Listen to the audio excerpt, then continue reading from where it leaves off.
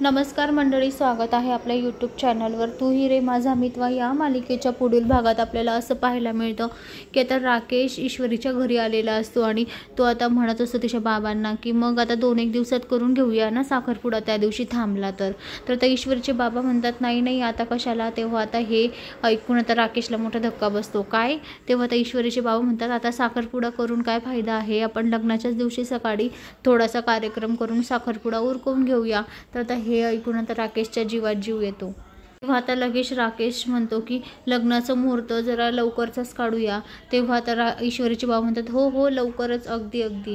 तेवढ्यात आता ईश्वरीच्या डोक्यामध्ये एक विचार येतो की यांना एवढी काय घाई झाली आहे लग्नाची, म्हणजे काहीच नाही, कशात काहीच नाही आणि एवढी लग्नाची घाई, नेमकं याच्या मागे काय कारण आहे. तेव्हा आता राकेश लगेच म्हणतो की मी देवळात जात होतो, तर तुमची परवानगी असेल तर मी ईश्वरीजींना सुद्धा घेऊन जातो देवळामध्ये. तेव्हा आता सुप्रिया म्हणते नाही नाही, साखरपुडाही अजून झाला नाही आहे ना, मग कशाला. तेव्हा आता ईश्वरीचे बाबा म्हणतात जाऊ दे ग, आता होणार तर आहेच ना, ती त्यांची बायको, मग घेऊन जाऊ दे. असं म्हणून आता राकेश ईश्वरीला देवळामध्ये घेऊन जातो. तेव्हा आता ईश्वरी देवळामध्ये राकेशला विचारते.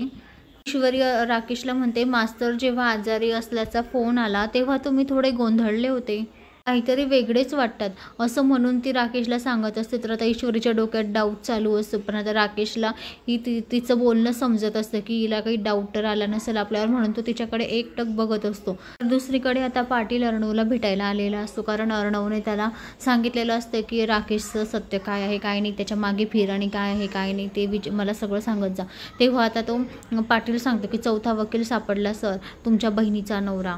साहेब तो वकीलच नाही आहे. तेव्हा आता हे ऐकून अर्णव म्हणतो व्हॉट, अर्णवच्या तर पायाखालची जमीनच सरकते. आता अर्णवला थोडा थोडा डाऊट येतो की मामा सांगत होता ते खरंच आहे. आता राकेशवर विश्वास ठेवण्यासारखं काहीच नाही, राकेश विश्वास ठेवण्याचा लायकीचा सुद्धा नाही आणि तेही माझ्या बहिणीचा नवरा आहे, तो त्याची लाज वाटते मला, असं आता तो मनातल्या मनात विचार करत असतो. राकेशचं सत्य आता अर्णव समोर एक एक येत असतं. तर मंडळी आता अर्णव काय रिॲक्ट करेल राकेशसोबत. आता मामा जे सांगतो ते सगळं खरं ठरतं आहे.